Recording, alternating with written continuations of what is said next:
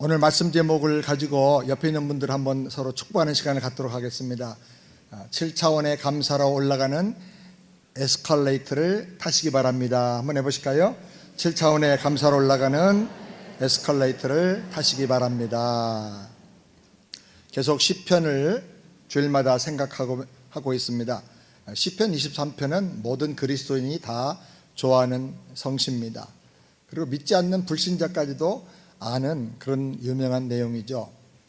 이 시편 23편에서 가장 중요한 압권적인 포인트는 저의 경우는 4절과 5절입니다.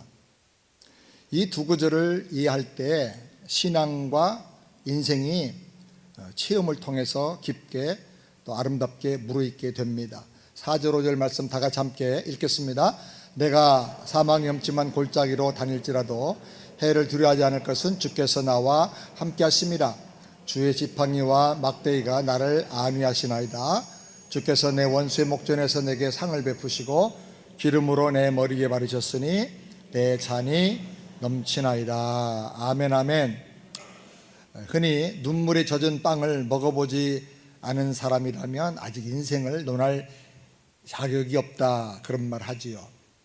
그런데 영적으로는 시편 23편에서 4절과 5절을 강력한 감동과 함께 경험하지 못하는 사람은 아직도 영적인 깊은 체험의 세계에 들어가지 못한 사람이다 라고 말할 수가 있을 것입니다. 어떤 분은 시편 23편에 우리 인생의 전체 세대가 다 들어있다라고 말합니다. 1절은 영적인 출생에서부터 유년기까지, 2절은 영적 청소년 시기, 3절은 영적인 청년의 시기, 4절은 산전수전 다 겪으면서 살아온 영적 장년의 시기, 그리고 5절과 6절은 영적인 노년과 황혼의 시기가 다 들어있다고 말할 수가 있습니다. 오늘 말씀에 나오는 사망이라는 말, 음침함, 골짜기, 해를 두려워하지 않을 것, 또 원수의 목전, 이런 단어들은 누구나 다 좋아하지 않는 단어들입니다. 그런데 이런 단어들과 이런 상황에서 두려워하지 않고 긴장하지 않고 걱정 근심하지 않고 오히려 감사를 만들어낼 수 있다면 그는 신앙과 인생의 능력자고 위대한 승리자로 살 수가 있는 것입니다. 저도 2005년경 우리 새안교회 목회 사역을 하면서 3년여 동안 아주 큰 고난을 겪었습니다. 말도 안 되는 어려운 일들을 겪으면서 시편 23편으로 말하면 사망의 음침한 골짜기로 지나가는 경험을 한 거죠. 3년간 계속됐는데 그런 고난과 어려움을 겪을 때 처음에는 당황했지만 그러나 한두 주 지나면서 내 영혼이 각성을 하게 되었습니다. 이렇게 황당한 어려움에 내가 짓눌려서 끌려다니며 살아서는 안 되겠다. 나의 영혼을 깨워서 감사하면서 오히려 이것이 나를 더 새롭게 하는 기회로 만들어야 되겠다 결단하고 12가지 감사의 제목을 찾아서 만들었습니다. 그리고 벽에 붙여놓고 계속 선포하고 기도하면서 살았습니다. 그 내용이 다시 돌아보니까 너무 좋았습니다. 여러분에게 소개합니다. 첫 번째는 고난 중에도 낙심 절망하지 않고 주님만 바라볼 수 있게 하시니 감사하다. 두 번째는 고난당한 것이 내게 유익이라는 말씀을 직접 체험하게 해주실 것을 믿고 감사한다. 세 번째는 고난당함으로 인해서 내 삶이 늘어져서 번아웃되지 않고 정신 바짝 차리게 해주시니 감사하다. 다섯 번째로 고난을 통해서 위대해진 요셉과 다윗, 다니엘, 욥, 바울처럼 나도 이 고난을 통해서 더 성숙하고 커질 것을 믿게 되니 감사하다. 다섯 번째로 고난을 견디면서 내 인격의 인내심과 영성이 더 깊어지게 하시니 감사하다. 여섯 번째로 고난을 통해서 내 허물을 더 구체적으로 발견하고 자세하게 회개하게 하시니 감사하다. 7번째로 고난을 통해서 어려움 당하는 사람들의 아픔을 이해하고 긍휼의 마음을 가지고 품어줄 수 있게 해주시니 감사하다. 8번째로 예수 이름으로 예수님을 위한 고난에 나도 동참하게 해주시니 감사하다. 9번째로 고난당할 때 진정한 기도의 동역자들을 만나게 해주시니 감사하다. 10번째로 고난을 통해서 감동적인 간증이 만들어지게 해주시니 감사하다. 11번째로 고난을 통해서 무릎 꿇고 더 깊이 기도하는 영성을 갖게 해주시니 감사하다. 12번째로 고난당하면서 예수님의 십자가 고난을 더 깊이 묵상하며 깨달아서 동참하게 해주시니 너무나 감사하다. 어떤 어려움을 당해도 우리가 묵상하고 기도하면 하나님께서 감사 제목들을 우리에게 주십니다. 그 감사 제목이 많을수록 우리는 더 성숙할 수가 있는 것입니다. 우리가 잘 알듯이 바이올린에는 줄이 4개가 있습니다. 가장 낮은 줄이 G선입니다. 어느 날 이태리가 나온 천재적인 세계적인 유명한 바이올리니스트가 많은 팬들이 모인 장소에서 아주 거대한 연주회를 하게 되었습니다. 그런데 불행하게도 연주하는 도중에 줄이 하나 끊어져 버렸습니다. 그렇지만 그는 당황하지 않고 남은 3줄을 가지고 열심히 연주를 했습니다. 그런데 조금 더 가니까 또 한 줄이 끊어졌습니다. 그러다가 후에는 또 한 줄이 마저 끊어졌습니다. 이제 줄이 하나밖에 남지 않았습니다. 청중들은 당황했습니다. 안타까운 마음이 들었습니다. 오늘 이 유명한 연주자에게 평생 잊지 못할 제일 불행한 연주회가 될 것이다. 그렇게 걱정했습니다. 그런데 그는 청중들을 바라보고 잠시 연주를 멈추더니 다시 긴 호흡을 한 후에 남은 한 줄을 가지고 완벽한 음악을 연주하기 시작했습니다. 그때 연주하면서 만들어낸 곡이 지선상의 아리아라는 곡입니다. 사망의 음침한 골짜기에서도 계속 감사가 넘치게 살 수가 있는데 그렇게 하려고 하면 사망을 보면 안 됩니다. 음침한 그 그늘을 보면 안 됩니다. 원수를 보면 안 됩니다. 나와 함께 하시는 하나님, 목자 되시는 하나님을 봐야 됩니다. 그리고 그 능력의 손에 들려있는 사랑의 지팡이를 봐야 됩니다.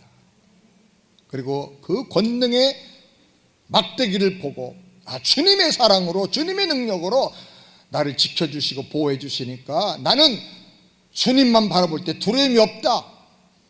그런 강력한 믿음을 가져야 하는 것입니다. 사망의 음침한 골짜기에서도 두려워하지 않고 감사를 만들어내는 우리 새안의 성도들 다 되시기를 주님의 이름으로 축원합니다.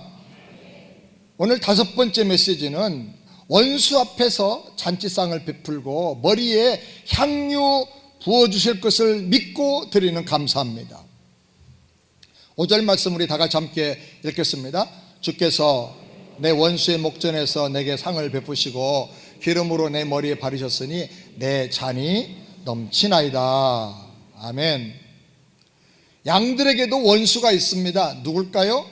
양을 괴롭히고 와서 잡아먹는 여우, 늑대, 표범 같은 것들입니다. 양들은 여우, 늑대, 표범이 근처에만 나타나도 기척을 느끼고 냄새를 맡으면서 벌벌 떨고 안절부절하고 이리저리 몰려다니면서 어쩔 줄 몰라 합니다. 심한 경우에는 새끼 뵌 어미 양이 너무 놀라서 충격받아서 긴장해서 뱃속에 있는 양을 유산해 버리기도 합니다. 밥도 먹지 못하고 잠도 못 자고 쉴 수도 없습니다. 음매하면서 이리저리 몰려다닙니다. 두려워 떠는 것이죠. 그래서 가끔 목자들은 서로 모이고 목동들 다 동원해서 사냥하러 나갑니다. 가서 여우를 잡고 늑대를 사냥하고 때로는 표범도 잡아옵니다. 잡아다가 양 우리 앞에 묶어 놓습니다. 그리고 양들이 보는 앞에서 막대기로 막 때립니다. 또 죽은 맹수라고 하면 그 가죽을 담장에 걸어놓고 왔다 갔다 지나가면서 종종 계속 막대기로 때립니다. 하나의 메시지를 주는 것인데, 너희들이 두려워하는 원수를 내가 다 이렇게 사냥해서 죽이고 제거했다. 내가 때리면서 벌 주고 있다. 너희들은 두려워하지 말아라. 이런 퍼포먼스를 하면서 그 앞에 양들이 제일 좋아하는 사료와 꼴들을 풍성하게 놓아줘서 그 앞에서 먹게 하는 것입니다. 그러니까 두려움을 이기게 해주는 것입니다. 우리가 사극이나 드라마를 보면 전쟁을 할 때 첫 번째 전쟁이 참 중요한데요, 다들 두려워하고 긴장하는데 첫 번째 전쟁에서 아주 특공대가 나가가지고 전쟁을 해가지고 첫 전쟁을 승리하며 장수들과 적의 장군들을 많이 잡아가지고 옵니다. 그러면 그 적장을 다 묶어서 갑옷을 다 벗기고 무릎 꿇려가지고 가운데 앉혀놓고 전체적으로 모닥불을 피워놓고 우리 장군들과 군사들이 다 거기서 파티를 하는 것입니다. 축하의 연을, 승리의 파티를 하는 것입니다. 그때 사기가 올라가고 두려움이 사라지고 긴장이 다 사라지는 것입니다.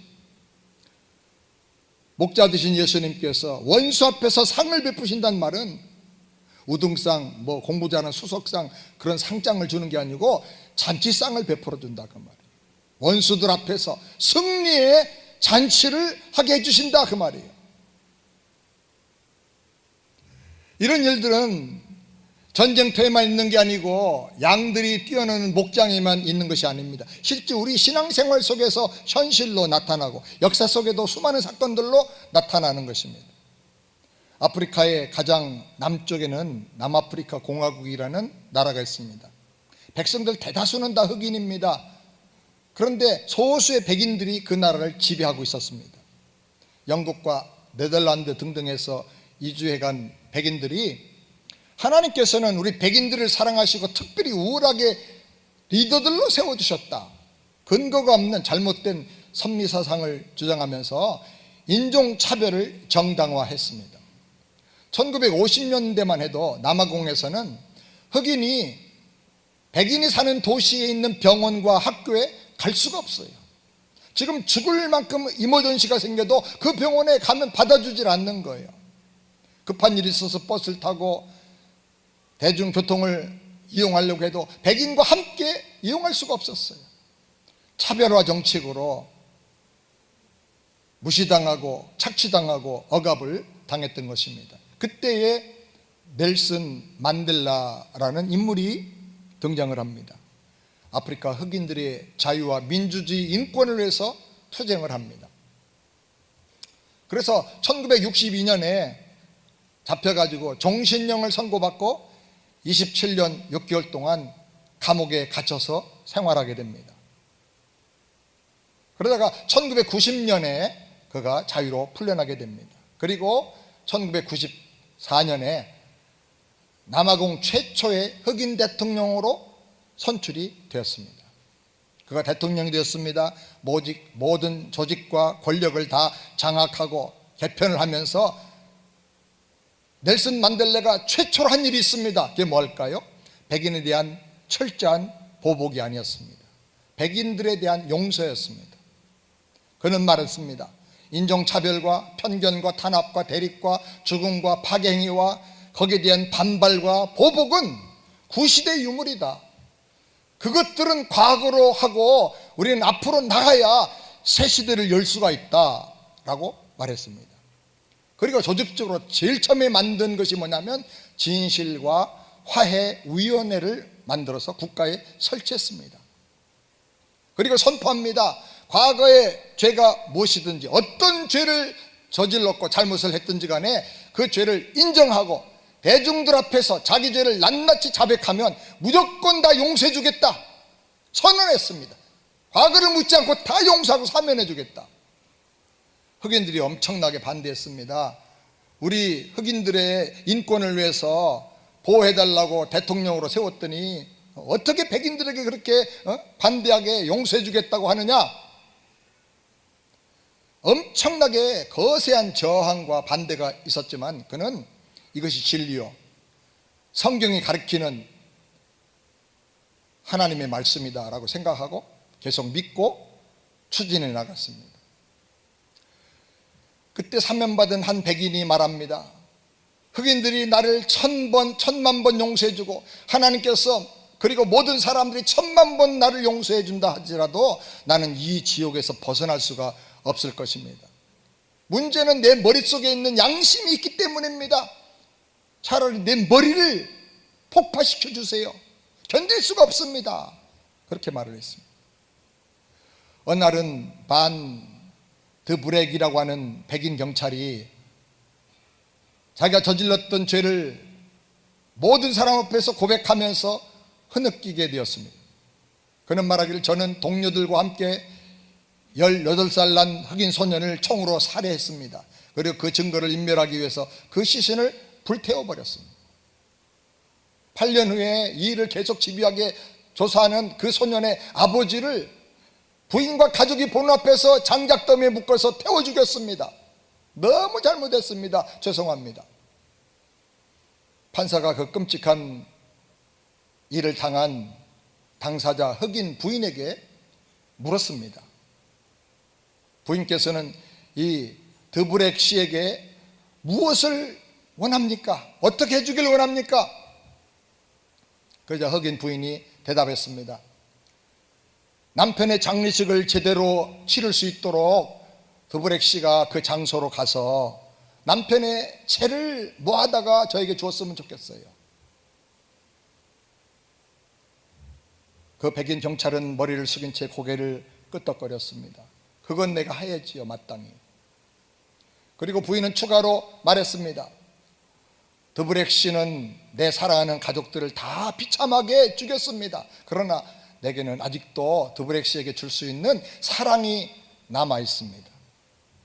한 달에 2번 그가 우리 집에 와서 하루 종일 같이 시간을 보내기를 원합니다. 내가 엄마 노릇을 한번 제대로 해주고 싶어요. 그리고 나는 드브렉 씨가 하나님께 용서받았다는 사실과 나도 그를 완전히 용서해줬다는 사실을 실감하고 몸으로 경험하기를 원합니다. 나는 내가 정말로 용서해줬다는 것을 실감할 수 있도록 그를 볼 때마다 껴안아주고 싶습니다. 눈물 흘리며 그렇게 말을 했어요. 그리고 자기 자리로 돌아가 앉게 되었는데 돌아가는 그 중에 누군가 회중 속에서 찬송을 부르기 시작했어요.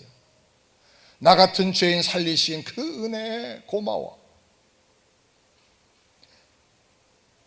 그런데 경찰관인 드브렉이라고 하는 그 사람은 그 찬양을 듣지 못했어요. 왜냐하면 너무 충격을 받고 그 상황을 감당하지 못해가지고 정신줄을 놓고 실신해버렸기 때문입니다. 만약에 만델라가 대통령 된 다음에 나를 27년 동안 그 무서운 감옥에 가두어 두다니 절대로 너희들 용서할 수 없어. 이렇게 끔찍한 일을 자행한 너희들 한번 죽어봐. 그렇게 선언했더라면 어떻게 됐겠습니까? 엄청난 내란과 무서운 살상이 일어났을 것입니다. 그러나 그는 하나님이 주시는 은혜를 믿었어요. 하나님은 원수 앞에 서서 상을 베풀어 주시고 그래서 만델라를 대통령으로 세우고 그 다음에는 노벨 평화상 수상자로 기름 부어서 높이 전 세계 속에 세워주셨어요. 사랑하는 여러분, 여러분이 혹시 어떤 어려운 일을 당하고 억울한 일을 당하고 얼마나 힘든 일을 당하는지 제가 구체적으로 개인적으로 소상하게 다 알 수는 없습니다. 그러나 확실한 거 하나는 원수 앞에서 상을 베풀어 주시는 우리 목자 되시는 예수님 지금도 변함없이 살아계시다는 사실을 믿으시기 바랍니다. 원수 앞에 상을 베풀어 주시고 향기나는 향유를 부어서 나의 모든 더러운 찌꺼기 냄새들 다 사라지게 하시고 주님 주시는 그 향기로 나를 신선하게 새롭게 해주시는 그 주님의 때가 다가온다는 사실을 여러분 확실히 믿고 기대하시길 바랍니다. 성경에 보면 요셉은 17살 때 이복 형제들에게 시기를 받았습니다. 죽을 위기 속에 던져졌다가 애굽의 노예로 팔려갔습니다. 히데장 보디발의 노예가 되어서 그 청소년 시기에 죽도록 고생을 했습니다. 보디발 아내의 성적인 유혹을 거절하고 그는 억울한 누명을 뒤집어쓰고 감옥에 들어가서 수년 동안을 죽을 고생을 했습니다. 그러나 하나님의 은혜로, 사람들은 요셉을 다 잊어버렸지만 하나님은 요셉을 기억하시고 하나님의 은혜로 요셉을 꺼내어 애굽의 총리가 되게 하셨습니다. 극심한 기근이 일어나게 되자 먹고 살기 위해서 자기를 팔았던 형제들이 요셉 앞에 서게 됩니다. 총리의 권세를 가지고 있습니다. 잔인하게 고문하고 괴롭히고 죽일 수도 있습니다. 그러나 이 모든 것이 하나님의 섭리였다, 하나님의 은혜요, 하나님의 인도하심이 있다라고 말하면서 그들을 다 용서합니다. 창세기 45장 8절 말씀 다 같이 한번 읽어볼까요? 그런즉 나를 이리로 보낸 이는 당신들이 아니요 하나님이시라. 하나님이 나를 바로에게 아버지로 삼으시고 그 온 집에 주로 삼으시며 애굽 온 땅의 통치자로 삼으셨나이다. 내 눈으로 볼 때는, 경험할 때는 당신들이 나를 팔았지만은 그러나 영적으로 볼 때는 하나님께서 그 배후에 역사하신 거야. 당신들이 나를 시기해서 판 그거 아니고 그 배후에 더 큰 하나님의 계획이 있는 거야. 그래서 나는 내가 마음이 착하고 이해심이 넓고 형제들을 사랑하는 마음 때문에 당신들을 용서해 주는 것이 아니라 그 하나님의 뜻을 이루는 도구로 내가 쓰임받았다는 사실을 깨닫고 더 큰 하나님의 계획이 있는 것을 내가 믿기 때문에 당신들을 용서해 준다 하면서 하나님께 영광을 돌린 것입니다. 얼마 전에 아틀란타에 살고 계시는 어떤 목사님이 저에게 전화를 했습니다. 평소에 늘 자주 통화하는 분이 아닌데 갑작스럽게 전화를 했어요. 목사님, 15년 전에 목사님 세안교회에서 목회하다가 큰 어려움을 3년이란 기간 동안 당할 때 제가 목사님 찾아가진 않았지만 옆에서 지켜보면서 기도했어요.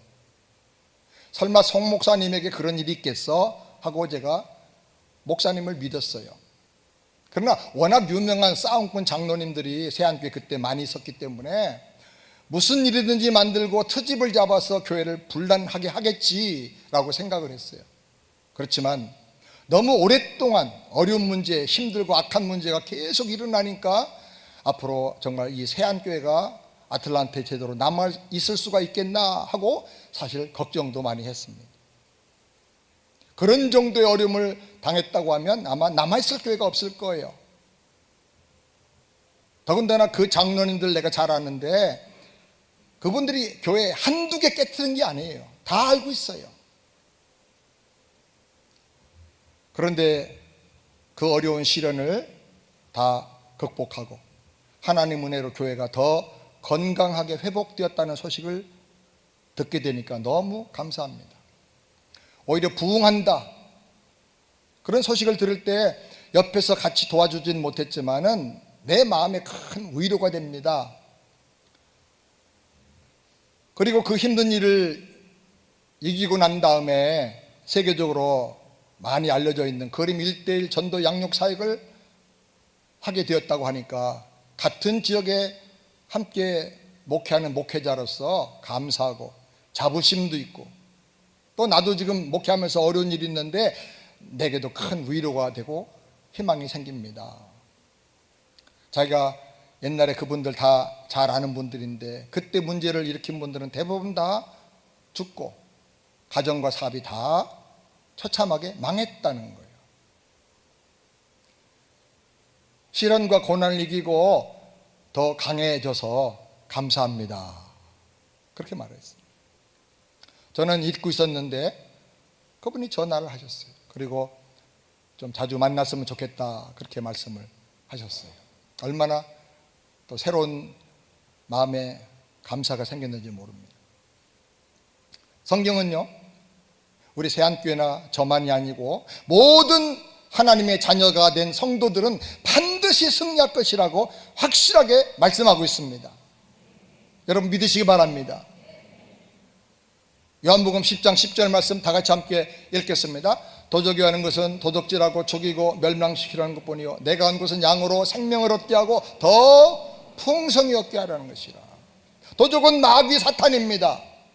양을 죽이는 여우 늑대 표범처럼 마귀는 살금살금 다가와서 우리가 받아 누리는 하나님의 복을 다 도둑질해 갑니다. 기쁨을 도둑질해 가고 사랑을 도둑질해 가고 건강과 그 밖에 모든 복을 도둑질해 갑니다. 정신 안 차리면 생명, 육체 생명을 죽이고 영혼까지 멸망시켜버리고 마는 것입니다. 마귀의 존재 목적이 세 가지예요. 도둑질하고 죽이고 멸망시키는 거예요. 그래서 이 세상은 우리가 눈으로 보면 잘 모르지만 영적인 차원으로 보면 영적인 전쟁터입니다. 지금도 마귀는 우는 사자처럼 믿음을 도둑질해 가고 하나님의 은혜와 축복을 도둑질해 가려고 아주 덤벼들고 있습니다. 그런데 이렇게 험한 세상을 우리가 살고 있는데 우리가 붙잡아야 될 좋은 소식, 굿뉴스가 있어요. 그게 뭡니까? 요한일서 3장 8절 우리 다 같이 함께 읽겠습니다. 하나님의 아들이 나타나신 것은 마귀를 멸하려 하십니다. 마귀의 그 일, 악한 일, 도둑질하고 죽이고 멸망시키는 그 일을 중단시키기 위해서 하나님의 아들이 이 세상에 오셨다는 거예요. 얼마나 놀라운 소식이에요. 마귀는 사망 권세를 잡고 있기 때문에 이 세상에 그 누구도, 영웅호걸도, 어떤 철학자도, 어떤 종교가도 그 마귀의 권세를 당할 자가 없어요. 근데 하나님의 아들 예수님이 오셔서 마귀를 멸했다는 거예요. 골로새서 2장 14절 15절 다 같이 함께 읽겠습니다. 우리를 거스리고 우리를 대적하는 의문에 쓴 정서를 도말하시고 제하여 버리사 십자가에 못 박으시고 정사와 권세를 벗어버려 밝히 드러내시고 십자가로 승리하셨느니라. 아멘. 어떻게 예수님께서 마귀를 멸하셨습니까? 우리 죄를 고발하는 모든 정죄 문서들을 십자가로 다 가져가서 폐기 처분하고 없애버렸다는 거예요. 이 사람 죄인이야, 상처리는 죄인이야, 멸망받아야 돼. 그러나 그 모든 죄값을 내가 십자가에서 다 테텔레스타이 값을 다 치렀어. 그러니까 이 모든 고발 문서는 이제 다 효과가 없어져 버린 거야. 폐기 처분하고 없애버렸다는 거예요. 내가 당할 저주 목록, 내가 당할 심판의 목록이 다 사라져 버렸습니다. 그래서 나를 정죄하고 심판대 앞으로 끌고 가는 마귀 권세를 다 없애버렸다는 거예요. 마귀 소송을 다 제거해버렸다는 거예요. 십자가로 내 죄값을 다 치르시고 모든 저주를 다 해결하시고 영적인 대법정에서 사면령을 내리고 십자가로 승리하셨다는 것입니다. 아멘. 요한복음 3장 16절 다 같이 함께 큰 소리 읽겠습니다. 하나님이 세상을 이처럼 사랑하사 독생자를 주었으니 이는 저를 믿는 자마다 멸망치 않고 영생을 얻게 하려 하심이니라. 우리가 마귀에게 끌려가서 멸망당하지 않고 영생을 얻을 수 있는 유일한 길은 하나입니다. 하나님이 나를 사랑해서 보내주신 독생자 예수님을 믿는 거예요. 아무리 마귀가 나를 삼키려고 할지라도 멸망하지 않는 이유는 하나님의 사랑을 내가 믿음으로 받아들였기 때문이에요. 하나님의 사랑으로 주신 독생자 예수님을 나의 구세주와 주인공 왕으로 내 안에 영접하고 모셔드렸기 때문인 것입니다. 아멘. 요한복음 10장 28절 다 같이 함께 읽겠습니다. 내가 저에게 영생을 주노니 영원히 멸망치 아니할 터이요 또 저희를 내 손에서 빼앗을 자가 없느니라. 아멘. 아멘. 여기 영생이 있는데 이 영생이 예수님 안에 있습니다. 근데 그 예수님을 내가 내 안에 모셔드렸습니다. 그리고 영생이 어디 있습니까? 예수 안에 있고 예수 안에 있는 영생이 내 안에 있으니까 내가 영생을 얻은 것입니다. 아들이 있는 자에게는 영생이 없고 아들이 없는 자에게는 영생이 없느니라. 예수님을 믿음으로 영접해서 예수님이 내 안에 나의 구세주로 오셨기 때문에 내 안에 영생이 주어지게 된 것입니다. 예수님께서 우리에게 영생을 주십니다. 예수님이 누굽니까? 하나님이십니다. 우주 만물을 창조하시고 우리를 구원하기 위해서 이 땅에 오신 우리의 구세주가 되십니다. 온 우주보다, 세상보다 더 크신 분입니다. 그분이 우리에게 영생을 주셨기 때문에 아무도 그 손에서 빼앗을 자가 없는 것을 확실히 믿으시기 바랍니다. 요한일서 5장 4절 말씀 다 같이 읽겠습니다. 하나님께로서 난 자마다 세상을 이기느니라. 세상을 이기면 이것이니 우리의 믿음이니라. 하나님께로 거듭난 하나님의 자녀들은 세상과 마귀를 이기고 모든 심판을 이기는 하나님의 사람들이 된 것을 믿으시기 바랍니다. 영생을 얻었기 때문에 사망과 마귀의 권세를 다 우리가 이기고 승리하는 것입니다. 하나님은 세상을 이길 수 있는 위대한 믿음을 우리에게 주셨습니다. 아멘. 우리가 보통 아스팔트 길에서는 그냥 자동차로 운전하고 다니면 되는데 험한 바위산이나 또 모래밭이나 자갈길을 만나면 보통 속도로 달리면 안 되죠. 그래서 기어를 바꿔가지고 거기에 맞게 포힐이 다 돌아가게 이렇게 달리면 자갈길도 모래밭도 빠지지 않고 잘 갈 수가 있는 것입니다. 중요한 것은 뭐냐? 기어를 바꾸는 거예요. 우리가 살면서 어려운 일 만나고 힘든 일 만날 때 사망의 계곡을 갈 때 보통 육의 지혜로 기어를 내리지 말고 영적 기어를, 믿음의 기어를 움직이면, 그 기어를 바꾸면 그럼 믿음으로 다 승리하는 것입니다. 따라서 합시다. 믿음으로 승리할 수 있습니다. 아멘. 로마서 8장 37절 다 같이 함께 읽겠습니다.